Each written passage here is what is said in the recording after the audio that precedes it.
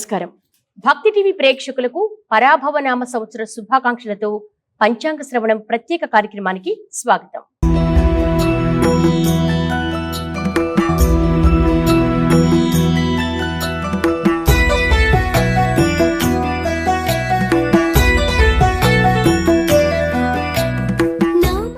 ఉగాది. మనకు ఉగాది అనగానే ఉగాది పచ్చడి గుర్తుకొస్తుంది. ఉగాది పచ్చడితో పాటు పంచాంగ శ్రవణం, రాశి ఫలాలు కూడా గుర్తుకొస్తాయి. గోచర రీత్యా ఆయా ద్వాదశ రాశుల వారికి ఈ పరాభవనామ సంవత్సరం ఏ విధంగా ఉండబోతోంది, మరి శుభాశుభ ఫలితాలేంటి, చేసుకోవాల్సిన పరిహార మార్గాలేంటో మనందరికీ తెలియచేసేందుకు సాక్షాత్తు తిరుమల తిరుపతి దేవస్థాన ఆస్థాన సిద్ధాంతి శ్రీ తంగిరాల వెంకట కృష్ణ పూర్ణప్రసాద్ గారు మనతో పాటు ఉన్నారు. వారికి ముందుగా స్వాగతం పలుకుతున్నాం. నమస్కారం గురువు. నమస్కారం. గురువు గారు, పరాభవనామ సంవత్సరం, పరాభవ అంటే అర్థం ఏంటి? శ్రీ వెంకటాచలాధీశం శ్రీయాధ్యాసిత వక్షసం శ్రితచేతన మందారం శ్రీనివాసమహం భజే. మొట్టమొదటగా కలియుగ ప్రత్యక్ష దైవమై కామితార్థప్రదుడై అనంత కళ్యాణ గుణ మహోదధియై ఆనంద నిలయమున పరమానంద ప్రదాతయైన శ్రీమద్ వెంకటేశ్వరుడు ఈ కొత్త సంవత్సరం పరాభవనామ సంవత్సరంలో భక్తి టీవీ ప్రేక్షకులందరికీ సర్వశుభాలని కలుగజేయాలని సంకల్పిస్తూ ప్రభవాది 60 సంవత్సరాలలో 40వ సంవత్సరం పరాభవనామ సంవత్సరం. ఈ ప్రభవాది 60 చాంద్రమాన సంవత్సరాల్లోనూ 40వ సంవత్సరమైనటువంటి పరాభవనామ సంవత్సరం, పరాభవ అనేటువంటి పదానికి అసౌకర్యం లేదా అవమానం అనేటువంటి సాధారణ అర్థం వస్తుంది. అయితే మనం ఒక అక్షరాన్ని, ఒక పదాన్ని ఉచ్చరించిన వెంటనే ఆ పదంతో పాటు దానికి సంబంధించినటువంటి అర్థం కూడా వ్యాపితమవుతుంది. అందుకే మన వాళ్ళు అన్నారు, వాగర్ధ వివసంపృక్తౌ వాగర్ధ ప్రతిపక్తయే జగతః పితరౌ వందే పార్వతీ పరమేశ్వరవు. వాక్కు, అర్థము ఈ రెండూ కూడా ఒకదాని నుంచి మరొకటి విడదీయలేనటువంటివి. ఒక వాక్కుని ఉచ్చరించగానే వెంటనే దానితో పాటు దాని యొక్క అర్థం కూడా వస్తుంది. నిజానికి పరాభవ అనేటువంటి పదం అసౌకర్యానికి సంబంధించినది, లేకపోతే పరాభవం అని తెలియజేసేటువంటిది. అయితే ఈ పదాన్ని బట్టి మనం ఏమీ కంగారు పడక్కర్లేదు. మనకి శ్రీమద్ వెంకటనాయకస్స భగవాన్ ధ్యేయ సదాయోగిభిః తానాశ్రిత్యచిరం పరాభవ భయం జిత్వా శుభాన్ ప్రాప్నుయుః. ఎవరైతే ఈ పరాభవనామ సంవత్సరంలో ఎవరైతే గోవింద గోవింద అని చెప్పి వాళ్ళ హృదయంలో శ్రీమద్ వెంకటేశ్వరుడి యొక్క నామాన్ని జపిస్తూ ఉంటారో, వాళ్ళు ఆశ్రయించినటువంటి భగవంతుడిని కోరుకుంటారో, వాళ్ళకి ఈ పరాభవ అనేటువంటి భయం తొలగి సర్వశుభాలు కలుగుతాయి. కొత్త సంవత్సరం రోజున చేయవలసిన కృత్యాలేంటి? ఈ పరాభవనామ సంవత్సరం ఏ సంవత్సరాదైనా సరే మనం తెల్లవారుజామునే వేకువజామున లేచి అభ్యంగన స్నానం చేయాలి. అభ్యంగన స్నానం చేసిన తర్వాత నూతన వస్త్రాలు ధరించి విఘ్నేశ్వరుడికి, లక్ష్మీదేవికి, భారతీదేవి అంటే సరస్వతీదేవిని ప్రార్థించి పంచాంగాన్ని పూజించి దైవజ్ఞుల సన్నిధిలో, గురువుల సన్నిధిలో ఎవరైతే పంచాంగ శ్రవణం వింటారో వాళ్ళకి సంవత్సరం అంతా కూడా శుభప్రదంగా ఉంటుంది.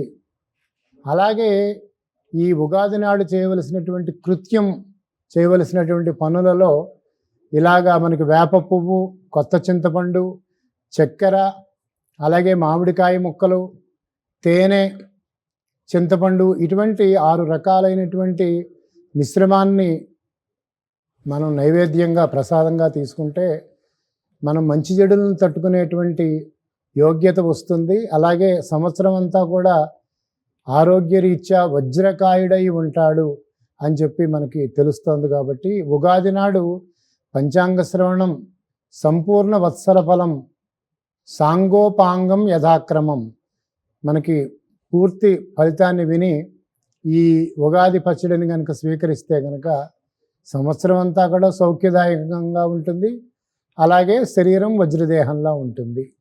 ఈ పరాభవనామ సంవత్సరం దేశ గోచారం ఏ విధంగా ఉండబోతోంది? 2 రకాలైనటువంటి మనం గ్రహస్థితుల్ని పరిశీలించవలసి ఉంది. ఒకటి వర్షలగ్నం, మరొకటి జగల్లగ్నం అన్నమాట. సో వర్షలగ్నం ప్రకారం, జగల్లగ్నం ప్రకారం ఈ సంవత్సరం మనకి దేశం యొక్క గోచారాన్ని చూసినట్లయితే ఈ శుక్రుడు అనేటువంటి గ్రహం తన యొక్క ఉచ్చరాశిలో ఉండటం మూలంగా భారతదేశానికి విస్తారమైనటువంటి భూమి లభించబోతోంది అనేటువంటి ఫలితాన్ని అది తెలియజేస్తోంది. అలాగే ఈ సంవత్సరం రాజాది నవనాయకుల్లో ఎక్కువ మంది శుభులు అవటం చేత ఈ సంవత్సరం అంతా కూడా పరిపాలనా విధానం చాలా బాగుండి ప్రజలకి ఆమోదయోగ్యంగా ఉంటుంది. మరొక ముఖ్య విషయం ఏంటంటే ఈ సంవత్సరం దేవగురుడైనటువంటి బృహస్పతి తన యొక్క ఉచ్చరాశి అయినటువంటి కర్కాటక రాశిలో జూన్ 2వ తారీఖుని ప్రవేశిస్తాడు. తన ఉచ్చరాశిలో ప్రవేశించి సంవత్సరం అంతా కూడా సంచరిస్తాడు కాబట్టి అది దేశానికి ఒక విధమైనటువంటి శుభ సూచన ఇస్తోంది. అంటే దాని అర్థం ఏంటనమాట, ఎవరైతే కనుక స్వధర్మాన్ని అనుసరిస్తూ నైతిక విలువల్ని పాటిస్తూ మంచి మంచి స్థానాల్లో ఎవరైతే ఉంటారో వాళ్ళకి వాళ్ళ యొక్క కృషికి తగినటువంటి గుర్తింపు వస్తుంది. శాస్త్ర సాంకేతిక విజ్ఞానం అనేటువంటిది పెరుగుతుంది. భారతదేశం తనకి కావలసిన వనరులతో పాటు ఇతర దేశాలకు కావలసినటువంటి వనరులను కూడా సృష్టించి ఇచ్చేటువంటి పరిస్థితిలోకి మన భారతదేశం ముందుకు వెళుతుంది. ప్రకృతి పరంగా ఏ విధంగా ఉంటుంది? వర్షాలు బాగా కురుస్తాయా? మనకేమైనా ఆహార ఉత్పత్తుల విషయంలో ఏమైనా కొరత ఏర్పడే అవకాశం ఉందా? వ్యవసాయ పరంగా రైతులకు ఎలా ఉంటుంది? మన భారతదేశం ప్రత్యేకించి వ్యవసాయ రంగం మీద ఆధారపడిన దేశం కాబట్టి వ్యవసాయం గురించి మనం ముఖ్యంగా చెప్పుకోవాలి. మనకి మృగశిర నక్షత్రంలోకి రవి ప్రవేశం ఎప్పుడవుతుంది, అలాగే ఆర్ద్ర నక్షత్రంలోకి రవి ప్రవేశ సమయాన్ని బట్టి ఈ సంవత్సరం మన యొక్క పంటలు ఎలా ఉంటాయి అనేదానికి రాత్రి సమయంలో ఆర్ద్ర నక్షత్రంలోకి సూర్యభగవానుడు ప్రవేశిస్తాడు కాబట్టి పంటలకి చీడపీడలు లేకుండా పంటలు పెరుగుతాయి కాబట్టి మనకు కావలసినటువంటి దిగుబడి వస్తుంది, మనకి స్వయం సమృద్ధి అనేటువంటిది వస్తుంది. అలాగే ఈ సంవత్సరం అధిక జ్యేష్ఠ మాసంలో పంచమి నాటికి మనకి తొలకరి వర్షాలు కురుస్తాయి. గత సంవత్సరంలో లాగే ఈ సంవత్సరంలో కూడా మధ్యమాదిక వర్షాలు అనేటువంటివి కురుస్తాయి. గోష్ఠాద్ బహిష్కర్త అయినటువంటి ఈ 3 ఆధిపత్యాలు శ్రీకృష్ణ భగవానికి రావటం చేత పంటల విషయంలో, పాడి విషయంలో సమృద్ధిగా ఉంటుంది. అలాగే పాలనిచ్చేటువంటి ఈ ఆవులు ఏవైతే ఉన్నాయో అవి సుఖంగా ఉండి ఆ పాలనిస్తాయి. పరాభవనామ సంవత్సరం ఏ నదికి పుష్కరాలు రాబోతున్నాయి? పరాభవనామ సంవత్సరంలో యమునా నదికి పుష్కరాలు సంభవించబోతున్నాయి.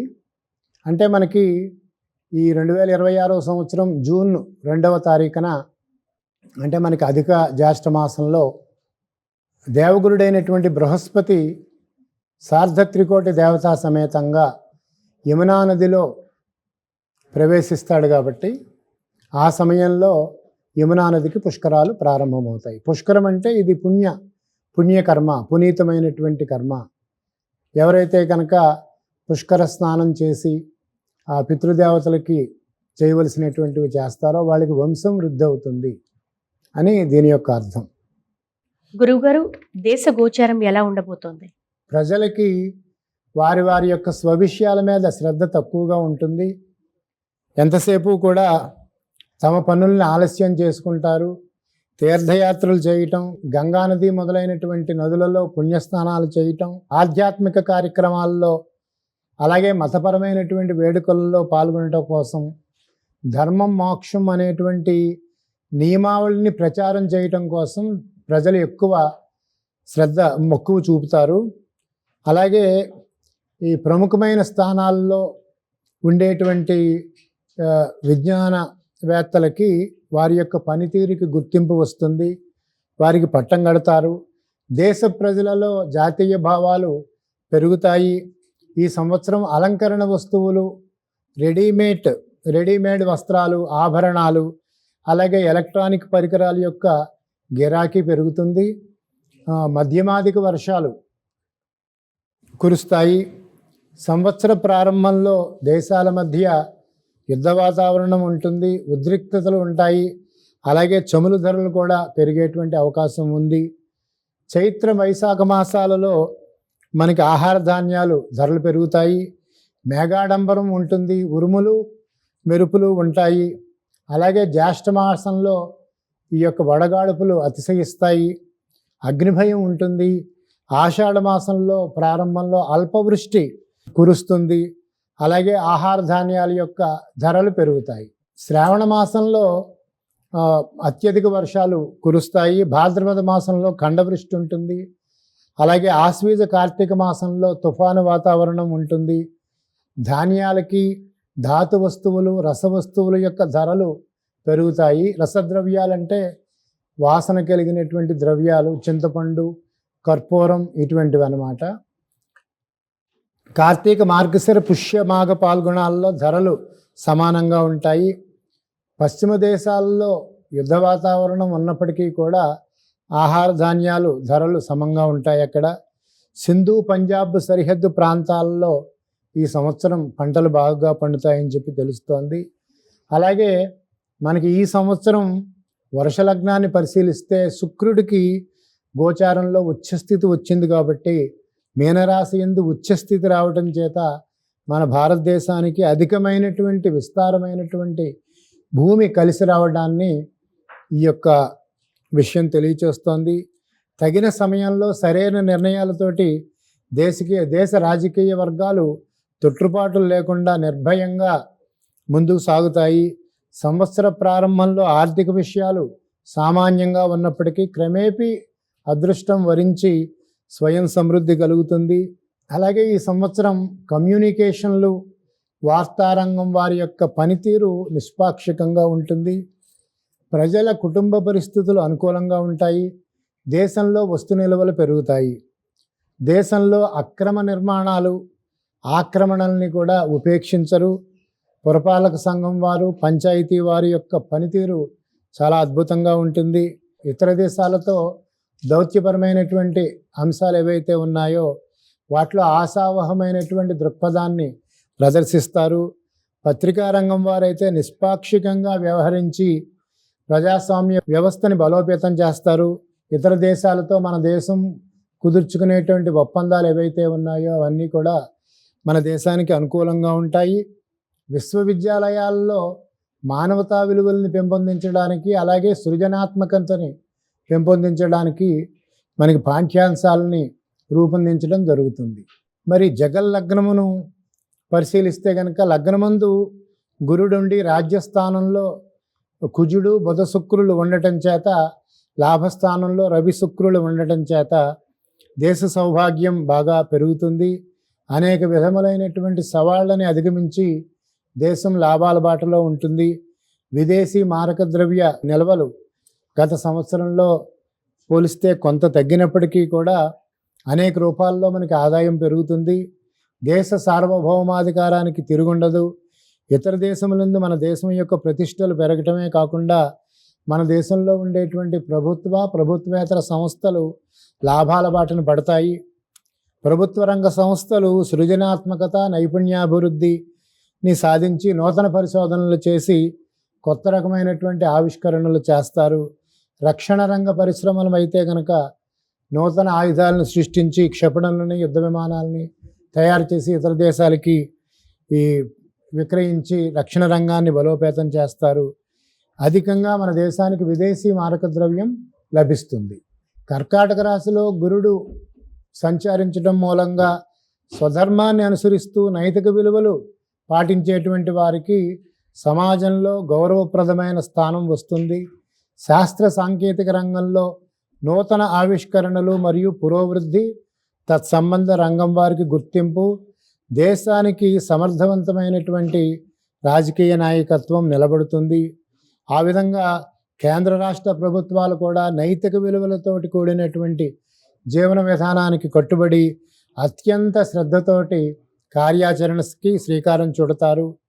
వీరు స్వచ్ఛమైనటువంటి ఆరోగ్యంతో, స్వార్థరహితమైనటువంటి పరిపాలన, ఆలోచన విధానాలతోటి ప్రజోపయోగకరమైనటువంటి ప్రజాసమ్మతమైనటువంటి నిర్ణయాలు తీసుకుని ప్రజల మద్దతుని కూడగట్టుకుంటారు.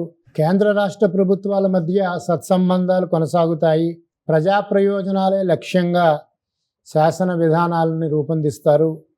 అహంకార జాత్యాలు మన ప్రజాస్వామ్య రాజకీయ వ్యవస్థని, ప్రభుత్వాన్ని ఒక క్రమపద్ధతిలో కూల్చివేసి మన దేశంలో అశాంతి వాతావరణాన్ని సృష్టించేటువంటి ప్రయత్నాలు సమర్థవంతంగా తిప్పికొట్టబడతాయి. మన దేశ రాజకీయ రక్షణ వ్యవస్థలు మన దేశం మీద ఆధిపత్యాన్ని ప్రదర్శించేటువంటి ఇతర దేశాల యొక్క ప్రయత్నాలను కూడా సమర్థవంతంగా తిప్పికొడతాయి. మన దేశం చుట్టూతా సైనిక స్థావరాలని ఏర్పాటు చేసేటువంటి ప్రయత్నాలని నిరోధిస్తాయి. దౌత్యపరంగా మన దేశానికి అనేక రకమైనటువంటి విజయాలు ఈ సంవత్సరం కలుగుతాయి. గోచార రీత్యా ఆయా ద్వాదశ రాశుల వారి రాశి ఫలాలు వివరిస్తారా? ముందుగా మేషరాశి.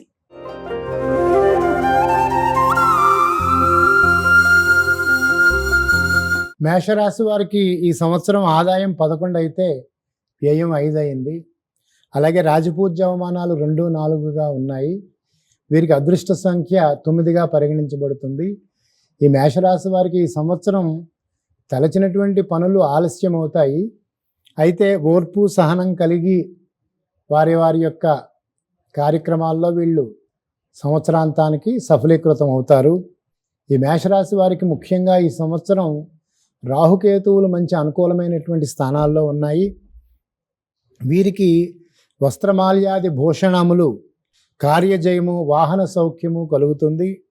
ఉన్నతి విద్యాయోగం, నూతన గృహ సౌఖ్యము, స్థానచలనం కూడా కలుగుతుంది.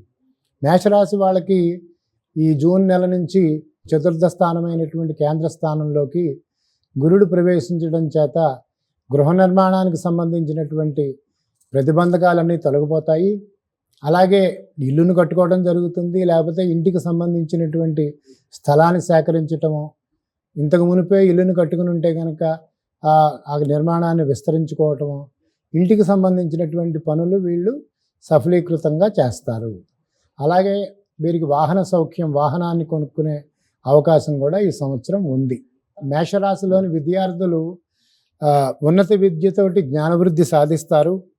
ఏదైనా సంస్థలలో సలహాదారులుగా గుర్తింపు పొందేటువంటి అవకాశం ఉంది. రాహువు డిసెంబర్ 5వ తేదీ వరకు ఏకాదశి స్థానంలో, ఆ తరువాత దశమ స్థానంలో సంచరించడం మూలంగా ఈ సంవత్సరం అంతా కూడా వీరికి శుభ ఫలితాలే సూచింపబడుతున్నాయి. అలాగే ఈ మేషరాశి వాళ్ళకి నేర్చుకోవాలి అనేటువంటి ఉత్సుకత, తపన పెరుగుతుంది.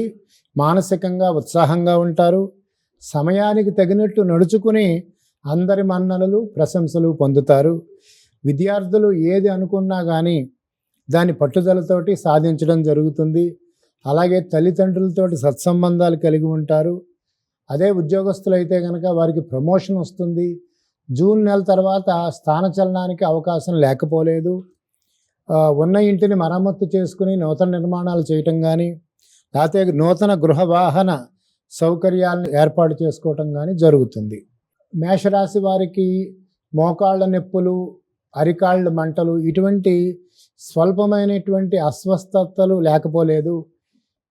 అలాగే ఎప్పుడైనా కంగారుగా నోరు జారి ఇతరులని నొప్పించే అవకాశం ఉంది కాబట్టి ఈ విషయంలో జాగ్రత్తలు తీసుకోవాలి. ప్రత్యేకించి ఈ సంవత్సరం మేషరాశి వారు శ్రీ వెంకటేశ్వరుని ఆరాధించాలి. వెంకటేశ్వర సుప్రభాతాన్ని చదివితే కనుక శుభప్రదంగా ఉంటుంది. తదుపరి వృషభ రాశి.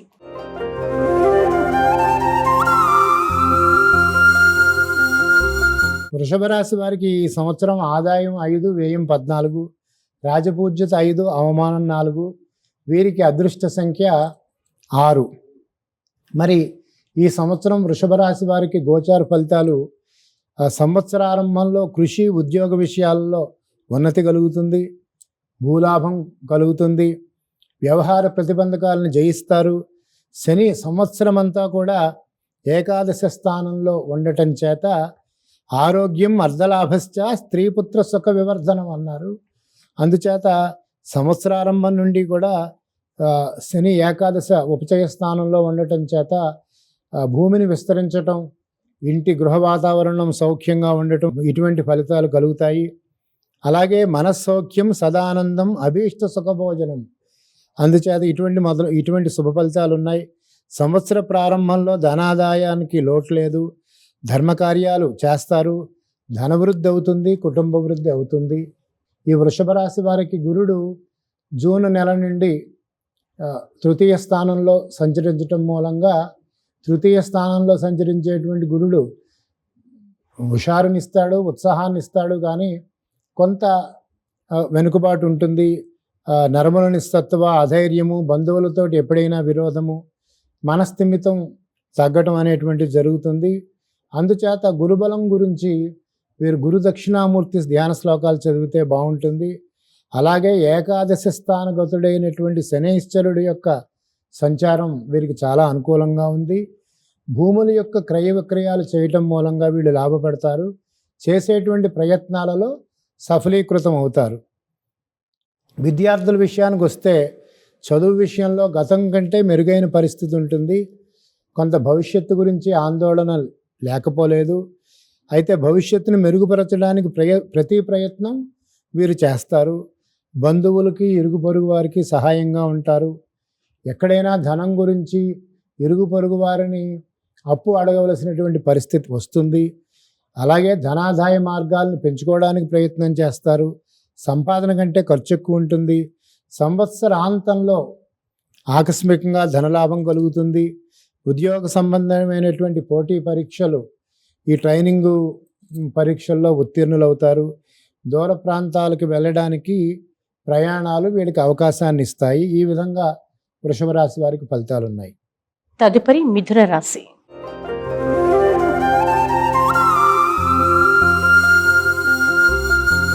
మిథున రాశి వారికి ఈ సంవత్సరం ఆదాయం 8, వ్యయం 11, రాజపూజ్యత 1, అవమానం 7, 5 అదృష్ట సంఖ్యగా భావించవచ్చు. మిథున రాశి వారికి ధన సౌఖ్యం, కుటుంబ వృద్ధి, శరీర ఆరోగ్యము, స్వస్థత కలుగుతుంది. ఎందుచేతనంటే ద్వితీయ స్థానంలో గురుడి యొక్క సంచారం మనస్సౌఖ్యం యశో వృద్ధి సౌభాగ్యంచ ధనాగమ ధర్మవ్యయం మనస్సౌఖ్యం ద్వితీయ స్థానకే గురు అని చెప్పంట మూలంగా మనకి మనస్సౌఖ్యం కలుగుతుంది.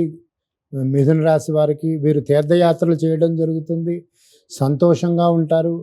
సంవత్సరారంభంలో కుటుంబానికి సంబంధించినటువంటి సౌఖ్యం వస్తుంది. శుభకార్యాలు నిర్వర్తిస్తారు. కీర్తి ప్రతిష్టలు పెరుగుతాయి. ధనం రాబడి బాగుంటుంది. ధర్మబద్ధమైనటువంటి కార్యక్రమాలలో వీరు పాల్గొనడం జరుగుతుంది. అలాగే పరిశోధనలకు విదేశీ మారక ద్రవ్యాన్ని వీరు చేసేటువంటి పరిశోధనల మూలంగా విదేశీ మారక ద్రవ్యం లభిస్తుంది. మధురమైనటువంటి స్వరంతో ఇతరులను ఆకట్టుకుంటారు. వాక్ పటిమతోటి సంపద వృద్ధి, అధికారం, హోదా మరియు ఆర్థిక భద్రత, కవులకు అయితే మంచి గుర్తింపు, పురస్కారాలు వస్తాయి. ఆరోగ్య విషయంలో గతం కంటే మెరుగ్గా ఉంటుంది. వీరి యొక్క స్వభావం రుజువర్తనం కలిగి సన్మార్గాన్ని అనుసరిస్తారు. అధికారులకి గుర్తింపు వస్తుంది. ఉద్యోగ ఉన్నతులు కలుగుతాయి. ఈ మిథున రాశి వారు గతం కంటే మానసికంగా ఉత్సాహంగా ఉంటారు. శరీరారోగ్యం బాగుంటుంది. మాట్లాడే ప్రతిదీ అర్థవంతంగా మాట్లాడతారు. సంవత్సర ప్రారంభంలో సంతానానికి శుభకార్యాల నిర్వహణ గురించి తపన చెందుతారు. ఈ విధంగా ధర్మాధికారి అయినటువంటి శనైశ్వరుడు ఈ మిథున రాశి వారికి దశమ స్థానంలో సంచారం చేయటం మూలంగా ఉద్యోగ విషయాల్లో మెరుగైన ఫలితాలు, ప్రమోషన్లు సాధిస్తారు. ఈ మిథున రాశి వారు ఈ సంవత్సరం శ్రీ మహావిష్ణువుని పూజించాలి. తదుపరి కర్కాటక రాశి.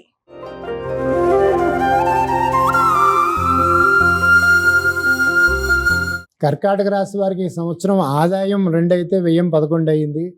రాజపూజ్యత 4, అవమానం 7. కర్కాటక రాశికి అధిపతి చంద్రుడు కాబట్టి అదృష్ట సంఖ్య 2 అయ్యింది.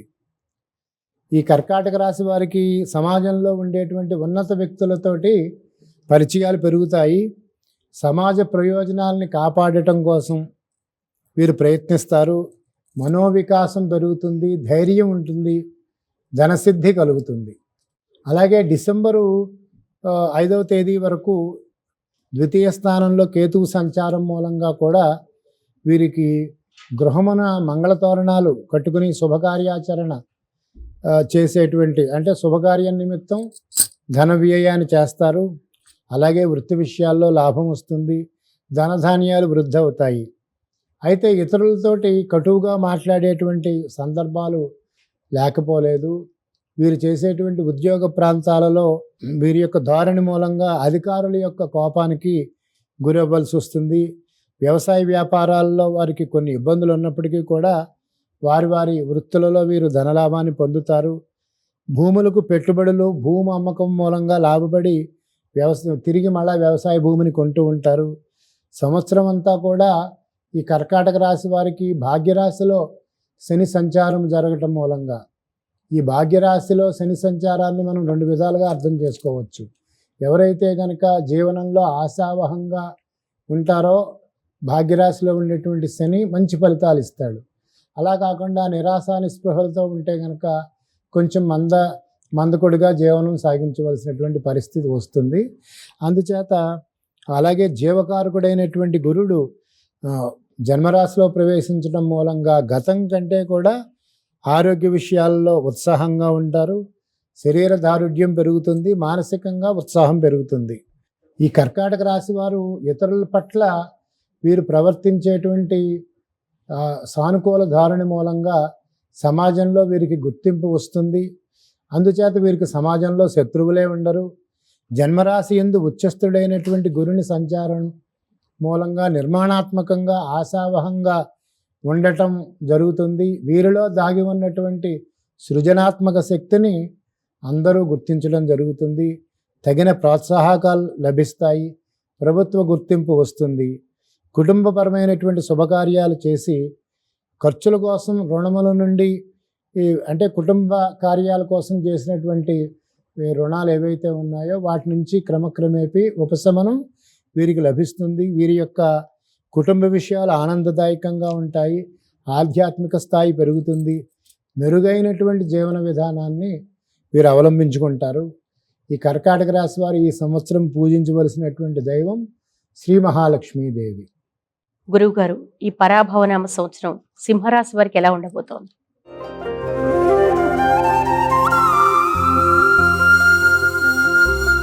సింహరాశి వారికి ఈ సంవత్సరం ఆదాయం 5, వ్యయం 5, అలాగే రాజపూజ్యత 7, అవమానం 7.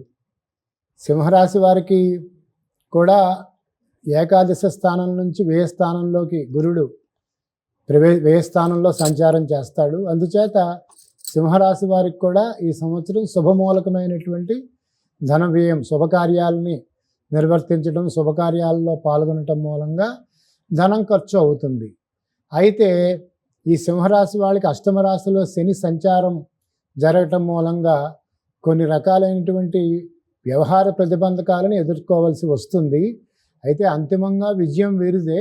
ఈ అష్టమ రాశిలో ఉండేటువంటి శని కొంత ప్రతి విషయాల్లోనూ కూడా నిరాశ నిస్పృహలు చెంది ప్రతి దాని గురించి వేచి చూడవలసినటువంటి సమయం ఉంది వీరికి. అలాగే డిసెంబర్ 5వ తారీఖు ఆ సమయం నుండి కూడా షష్ఠరాశిలో రాహు యొక్క సంచారం వీరికి అనుకూలంగా ఉంటుంది. భార్యాభర్తల మధ్య మంచి అవగాహన ఉంటుంది, శుభమూలక ధన వ్యయం కలుగుతుంది. బంధుమిత్రుల కలయిక, ఆదాయానికి మించినటువంటి ఖర్చులు, గృహంలో మంగళతోరణాలు, శుభకార్యం సిద్ధిస్తుంది. కొంతమటికి పిత్రార్జితమైనటువంటి ఆస్తిని వీరు ఖర్చు చేయవలసి వస్తుంది. విదేశీ ప్రయాణాలు వీరికి కలిసి వస్తాయి. అలాగే ఉద్యోగ వ్యాపారస్తులకు సంవత్సరం అంతా కూడా పరీక్షా కాలం కిందే ఉంటుంది. పెట్టుబడులు కొంతమటికి తగ్గించుకోవడం మంచిది. అష్టమ స్థాన స్థితి శని ప్రభావం క్రమేపీ తొలగి శరీర ఆరోగ్యం మెరుగవుతుంది. వ్యవహార ప్రతిబంధకాలు కూడా సంవత్సరాంతం నాటికి తొలగిపోతాయి. సంవత్సర ద్వితీయార్థంలో రుణాల నుండి వీరికి ఉపశమనం వస్తుంది. ఈ విధంగా సింహరాశి వారికి ఈ సంవత్సరం ఫలితాలు ఉన్నాయి. వీరు పూజించవలసినటువంటి దైవం ఈశ్వరుడు. రుద్రాభిషేకం చేసుకుంటే కనుక ఐశ్వర్యవృద్ధి అవుతుంది. ఆరోగ్య విషయాలు కూడా సంతృప్తికరంగా ఉంటాయి. తదుపరి కన్యారాశి.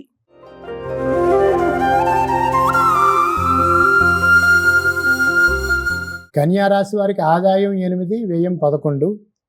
రాజపూజ్య అవమానాలు సమానంగా ఉన్నాయి. అదృష్ట సంఖ్య 5గా ఉంది. కన్యారాశి వారికి ఈ సంవత్సరం శుభయోగాలు సంప్రాప్తిస్తాయి. ఆకస్మిక ధనలాభాలు, ఇతర దేశ ప్రయాణాలు కూడా కలిసి రావడం జరుగుతుంది. అలాగే ఈ కన్యా రాశి వారికి ఏకాదశ స్థానంలో సంచరిస్తున్నటువంటి గురుడు శుభయోగాలను ఇస్తాడు. వీరికి ఎవరో గురువులు పిలిచి మంత్రోపదేశం చేస్తారు కాబట్టి మంత్రసిద్ధి కలుగుతుంది. 11వ రాశిలో గురుడు సంచారం చేసే సమయంలో మంచి పేరుని సంపాదిస్తారు. తేజస్సు పలుకుబడి పెరుగుతుంది. శత్రువులు నాశనమవుతారు. అన్ని విషయాల్లోనూ లాభాన్ని పొందుతారు. జీవిత భాగస్వామి తల్లి లేదా పెద్ద తోబుట్టువుల ద్వారా ఆర్థిక లాభాలను వీళ్ళు పొందగలుగుతారు. వ్యక్తిగతంగా ఎదుగుదల ఉంటుంది. శక్తివంతంగా ప్రయోజనకారిగా ఉంటారు. సమాజంలో మంచి పెలుకుబడిని సంపాదిస్తారు. అనుష్ఠానం చేసుకునే వారికైతే గురూపదేశం, మంత్రసిద్ధి కలుగుతుంది. శత్రుజయం కలుగుతుంది. ఈ కన్యా రాశి వారికి ఈ సంవత్సరం కొంచెం వివాహ విషయంలో అవివాహితులకి ఇంకా ఆలస్యాన్ని సూచిస్తోంది. అయితే అప్పటికే వివాహమైనటువంటి భార్యాభర్తల మధ్య సత్సంబంధాలు కొనసాగుతాయి. అన్యోన్యత ఉంటుంది. వారు భార్యాభర్తల మధ్య అపోహాలకు తావు లేకుండా వీరు వ్యవహరిస్తారు. అలాగే ఉద్యోగస్తులకు అన్ని సదుపాయాలని పొందుతారు. వ్యాపారస్తులు కూడా ఆర్థిక పరంగా ప్రగతి కలుగుతుంది. వ్యవసాయదారులకైతే సంవత్సరంలో వచ్చేటువంటి 2 పంటలు కూడా కలిసి వస్తాయి. అన్ని రకాలుగా లాభపడతారు. తలంచిన కార్యాలను ధైర్యంతో, క్రమశిక్షణతో, ఒక వ్యూహంతో సాధించగలుగుతారు. వీరికి కూడా వాహన లాభం కలగబోతోంది.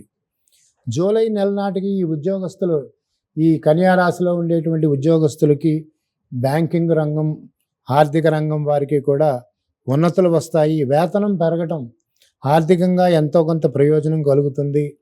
లాభస్థానంలో ఉండేటువంటి గురుడు కేవలం ఆర్థిక వికాసమే కాకుండా సామాజిక సంబంధాలు, వృత్తి సంబంధాలు మెరుగ్గా ప్రయోజనకరంగా ఉంటాయి. ఈ సంవత్సరం ఈ కన్యా రాశి వారు ఒక గుర్తింపు పొందినటువంటి సంస్థకి సభ్యులుగా ఎన్నికవుతారు. వీరు స్నేహితులకు కూడా చాలా ప్రయోజనకారిగా ఉంటారు. ఈ విధంగా మనకి కన్యా రాశి వారికి శుభప్రదమైనటువంటి ఈ ఫలితాలు ఉన్నాయి. ఈ కన్యా రాశిలో ఉండేటువంటి అవివాహితులు అశ్వత్థ వృక్షం అంటే రావి చెట్టు చుట్టూతా ప్రదక్షిణం చేయటం మూలంగా, అలాగే హనుమాన్ చాలీసా నిత్యం పఠించటం మూలంగా, ఆంజనేయ స్వామిని పూజించటం మూలంగా కార్యసిద్ధి కలుగుతుంది. తదుపరి తులరాశి.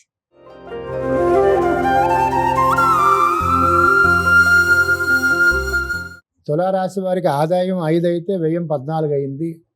రాజపూజ్యత 6 అయితే అవమానం 3గా ఉంది. తులారాశి వారికి అదృష్ట సంఖ్య 6 అయింది. తులారాశి వారికి గురుడు కేంద్ర స్థానంలోకి సంచారం చేయబోతున్నాడు ఈ సంవత్సరం అంతా. అలాగే షష్ఠస్థాన గతౌ శని ధనధాన్యాభివృద్ధించ బంధు సంతోషవర్ధనం. తులారాశి వారికి 6వ స్థానంలో శని సంచారం చేయటం మూలంగా మంచి ఫలితాలు సంప్రాప్తించబోతున్నాయి. ధనధాన్యాలు వృద్ధవుతాయి.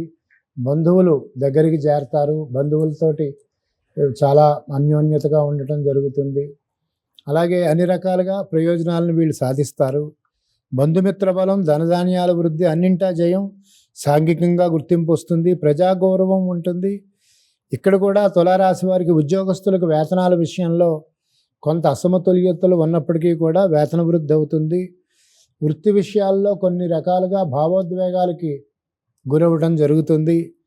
కోర్టులో పనిచేసేటువంటి అధికారులకి, న్యాయవాద వృత్తుల వారికి కూడా ఇది అభివృద్ధిని సూచించే సమయంగా పరిగణించబడుతోంది. అలాగే ఈ తులారాశిలో ఉండేటువంటి కిరాణా, కూరగాయలు సంబంధించినటువంటి వ్యాపారులకి అధిక మొత్తంలో లాభాలు సంప్రాప్తించబోతున్నాయి. విద్యార్థులకు కూడా అనుకూలమైనటువంటి సమయమే. విదేశాలకు వెళ్ళి విద్య విధంగా ఉద్యోగం రావాలి అనుకునేటువంటి వాళ్ళకి మార్గాలు తెరుచుకుంటాయి, సుగమం అవుతాయి. అలాగే ఈ తులారాశిలో ఉండేటువంటి ధాన్యం, రైస్ మిల్లులు, ఇనుము, ఉక్కు, గ్రానైట్ ఇటువంటి కలప వ్యాపారులకు కూడా ఈ సంవత్సరం చాలా ప్రోత్సాహకరంగా ఉంటుంది. ఒక విధంగా దశమ స్థానంలో, దశమ రాశిలో సంచరించేటువంటి గురువు శుభప్రదమైనటువంటి ఫలితాలను ఇస్తాడు. ఒక ముఖ్యమైన పని కోసం మీ నుంచి సమాజం ఆశిస్తుంది. గౌరవం పెరుగుతుంది. కీర్తి ప్రతిష్టలు పెరుగుతాయి. వివాహాది శుభకార్యాలు నిర్వర్తిస్తారు. చెప్పుకోదగినటువంటి పురోగతి కలుగుతుంది. ఈ తులారాశిలో ఉండేటువంటి రాజకీయ నాయకులకి గుర్తింపు విజయం వస్తుంది, సామాజిక స్థాయి మెరుగ్గా ఉంటుంది, ఉద్యోగం ఆశించిన వాళ్ళకి ఉద్యోగం వస్తుంది, ఇతర దేశాలు వెళ్ళి చదువుకొని ఉద్యోగం సంపాదించాలి అనుకునే వాళ్ళు ఆ దిశలో వాళ్ళు కృతకృత్యులు అవుతారు. ఈ విధంగా మనకి తులారాశి వారికి ఫలితాలు ఉన్నాయి. ఈ సంవత్సరం తులారాశి వారు ప్రార్థించవలసిన దైవం, పూజించవలసినటువంటి దైవం దుర్గామాత, సుబ్రహ్మణ్యేశ్వరుడు. తదుపరి వృశ్చిక రాశి.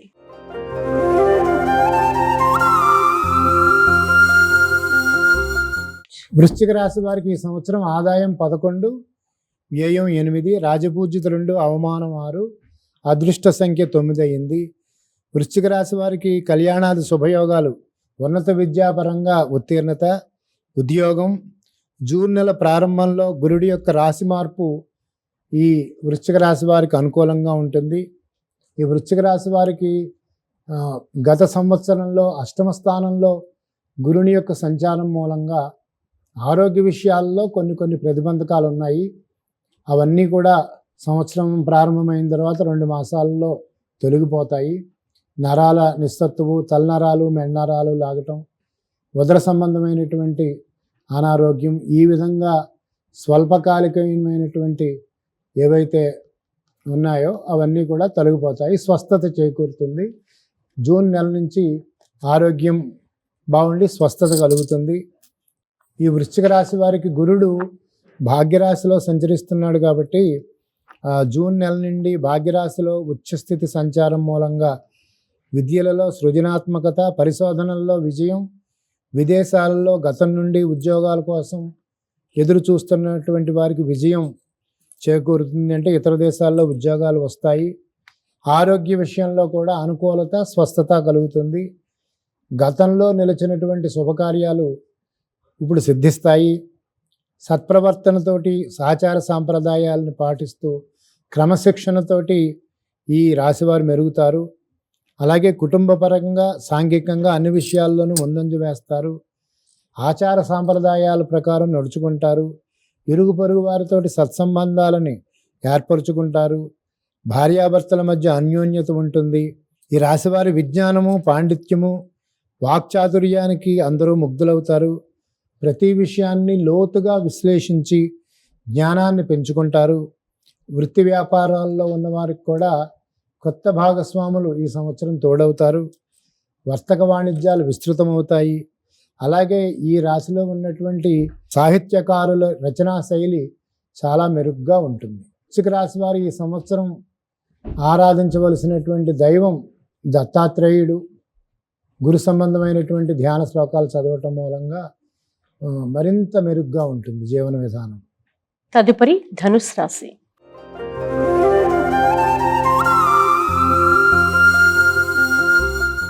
ధనురాశి వారికి ఈ సంవత్సరం ఆదాయం 14 అయితే వ్యయం 11 అయింది. రాజపూజ్యత 5 అయితే అవమానం 6 అయింది. అదృష్ట సంఖ్య 3. మనకి ఈ సంవత్సరం ధనురాశి వారికి వ్యాపార రంగాల్లో ఉండేటువంటి వాళ్ళకి నూతన వ్యాపారాల్లో పెట్టుబడుల ద్వారా సంస్థల మీద ఆధిపత్యం వహించి ఆ సంస్థల్ని పురోగమనంలో నడిపించడం జరుగుతుంది. మరీ ముఖ్యంగా ఈ ధనురాశి వాళ్ళకి ఈ సంవత్సరం రాహుకేతువులు సంవత్సరం అంతా కూడా రజితమూర్తిగాను, సువర్ణమూర్తులుగాను సంచరించడం మూలంగా వీరికి సౌభాగ్యకరమైనటువంటి ఫలితాలు సంప్రాప్తిస్తాయి. వ్యాపారస్తులకైతే నూతన భాగస్వామ్యాలు కలిసి వస్తాయి.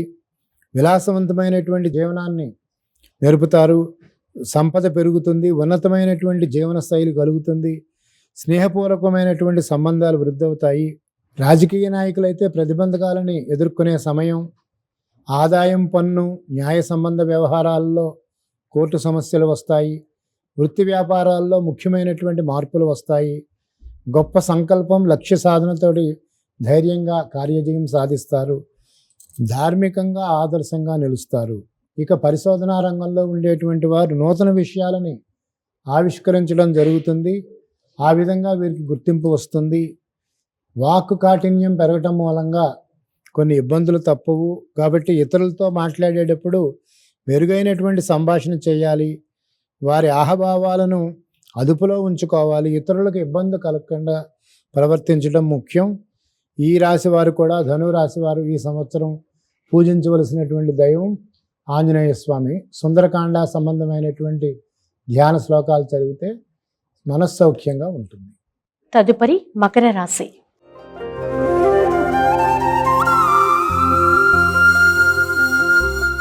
మకర రాశి వారికి ఈ సంవత్సరం ఆదాయం 2, వ్యయం 8, అలాగే రాజపూజ్యం 1, అవమానం 2. మకర రాశి వారికి అదృష్ట సంఖ్య 8. మకర రాశి వారికి తృతీయ స్థానంలో శనేశ్వరుడు సంచారం కాబట్టి ధైర్య స్థానంలో పాపగ్రహ సంచారం ఎప్పుడూ కూడా అనుకున్న ప్రణాళిక ప్రకారం అనుకున్న లక్ష్యాన్ని సాధించడం జరుగుతుంది. మకర రాశి వారు ధైర్యము ప్రణాళికతో కార్యజయాన్ని పొందుతారు. గృహ సౌఖ్యం కలుగుతుంది. అలాగే కృషి మూలకంగా ధనవృద్ధి, వ్యవసాయ రంగాల్లో వీరికి విజయం వస్తుంది. అలాగే ఈ శని 3వ స్థానంలో సంచరించడమే కాకుండా దేవగురుడైనటువంటి బృహస్పతి కేంద్రస్థానమైనటువంటి 7వ స్థానంలో సంచారం మూలంగా రాజదర్శనం, ఆరోగ్యం, గాంభీర్యం, గాత్రపోషణం అన్నారు. కాబట్టి సమాజంలో ప్రభుత్వాధికారులు, ఉన్నతమైనటువంటి అధికారుల ద్వారా వీరు గుర్తింపబడతారు. అభీష్ట కార్యసిద్ధి, అనుకున్నటువంటి కార్యక్రమం సిద్ధిస్తుంది. స్వస్థతగా ఉంటారు, ఆరోగ్యంగా ఉంటారు. తలచిన ప్రతి పని కూడా వీరికి అనుకూలమవుతుంది. వివాహం, జీవిత భాగస్వామి మరియు అన్ని రకాలైనటువంటి వ్యవహారాల్లోనూ వీళ్ళు సంతృప్తికరంగా ఉంటారు. వర్తక వ్యాపారాలు, చట్టపరమైనటువంటి భాగస్వామ్యాలు పొందడంలో కూడా విజయం కలుగుతుంది. తెలివైనటువంటి ఖ్యాతి కలిగినటువంటి జీవిత భాగస్వామి ఈ మకర రాశి వారికి ఈ సంవత్సరం సంప్రాప్తిస్తుంది. ఇతరులని ఆకట్టుకునేటువంటి ప్రయత్నాలను చేస్తారు. అలాగే భూగృహ స్థిరాస్తులను విస్తరిస్తారు.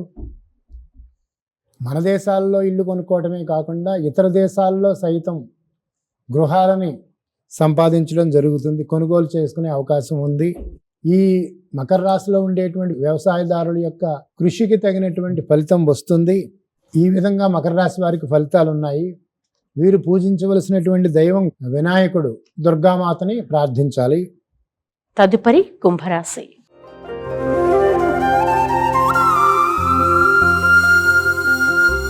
కుంభరాశి వారికి ఈ సంవత్సరం ఆదాయం 2 అయితే వ్యయం 6, రాజపూజిత 4 అయితే అవమానం 2. ఈ కుంభరాశి వారికి అదృష్ట సంఖ్య 8. ఈ మకర కుంభరాశుల వాళ్ళకి అదృష్ట సంఖ్య 8 ఎందుకు అవుతుందంటే, మకర కుంభరాశుల వాళ్ళకి అధిపతి శనేశ్వరుడు. శనేశ్వరుడు అంటే కనుక దాంట్లో వ్యవహార మెలిక ఉంది. ఒక అధికారం, రాజకీయం చేసి అధికారం సంపాదించుకునే వాళ్ళు మెలికపడకుండా ఇతరులను మెలితిలో పెట్టాలన్నమాట. కాబట్టి 8 సంఖ్యను తీసుకుంటే ఇలా మెలితిగా ఉంటుందన్నమాట.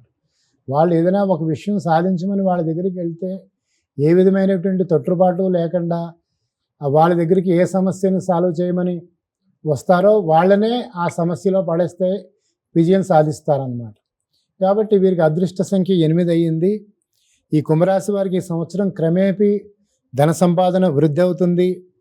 ప్రత్యేకించి కృత్రిమ మేధస్సు అంటే ఆర్టిఫిషియల్ ఇంటెలిజెన్స్ సంబంధమైనటువంటి ఉన్నత విద్యల వారికి సాంకేతిక పరిపక్వత వలన గుర్తింపు వస్తుంది. ఇతర దేశ ప్రయాణాలు వీళ్ళకి కలిసి వస్తాయి. వ్యవసాయదారులకి అధిక దిగుబడి మూలంగా ఆదాయం పొందుతారు. తగిన సమయంలో వైద్య సహాయం అందటం వలన వీరికి స్వస్థత కలుగుతుంది. ఈ కుంభరాశి వారికి ఈ సంవత్సరం కోర్టు, న్యాయ సంబంధమైనటువంటి వ్యాజ్యాల నుండి ఉపశమనం దొరుకుతుంది. వీరికి అప్పచెప్పినటువంటి ఏ బాధ్యత అయినా సేకరించడానికి సిద్ధంగా ఉంటారు. పోటీ పరీక్షల్లో విజయం సాధించి కొత్త ఉద్యోగాన్ని సంపాదిస్తారు. సంవత్సరం ఆఖరులో శ్వాసకోశ సంబంధించినటువంటి స్వల్ప అనారోగ్యానికి వైద్య సహాయం పొందవలసి వస్తుంది. కొంత ధనం ఖర్చు అవుతుంది. ప్రత్యేకించి కుంభరాశి వారి ఈ సంవత్సరం శనగలు దానం చేయటం మూలంగా, గురువారం శనగలు దానం చేయటం మూలంగా ఎంతో కొంత ఉపశమనం కలుగుతుంది. ఒక క్రమశిక్షణతోటి, ప్రణాళికతోటి, పట్టుదలతోటి కృషి చేసి కార్యసిద్ధి సాధిస్తారు. ఈ సంవత్సరం కుంభరాశి వారు పూజించవలసినటువంటి దైవం సుబ్రహ్మణ్యేశ్వర స్వామి. ఈ సుబ్రహ్మణ్యేశ్వర స్వామిని ధ్యానించటం మూలంగా సద్బుద్ధి కలుగుతుంది. మనం ఏ మార్గంలో ప్రయాణిస్తే అది మనకి మంచి జరిగేటట్లాగా దిశానిర్దేశం చేసే భగవంతుడే సుబ్రహ్మణ్యేశ్వరుడు. చివరిగా మీనరాశి.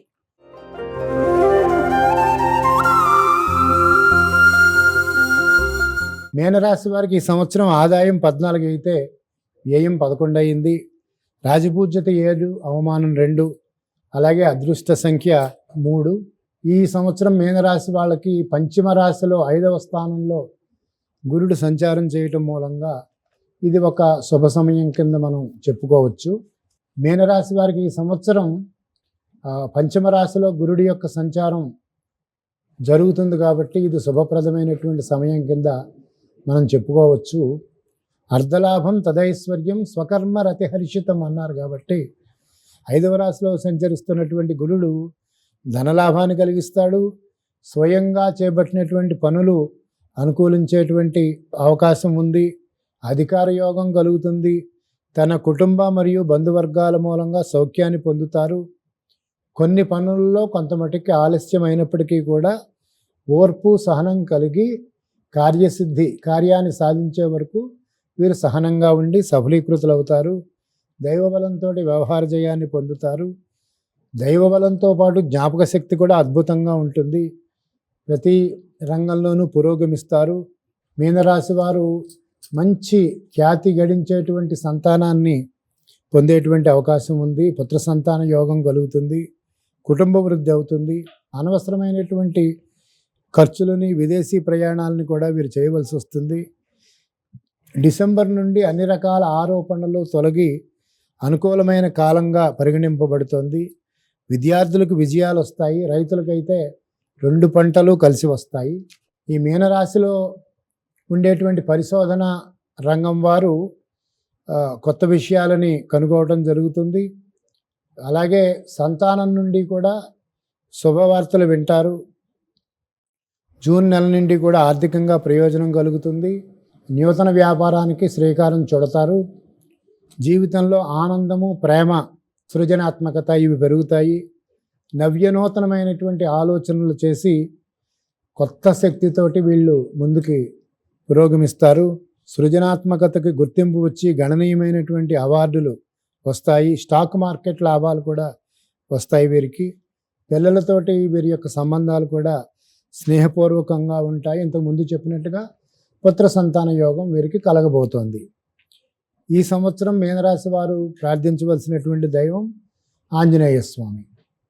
ఈ విధంగా మేషాది ద్వాదశ రాశుల వారికి ముఖ్యమైనటువంటి ఈ ఫలితాలు ఈ విధంగా గోచరిస్తున్నాయి. ధన్యవాదాలు గురువు గారు.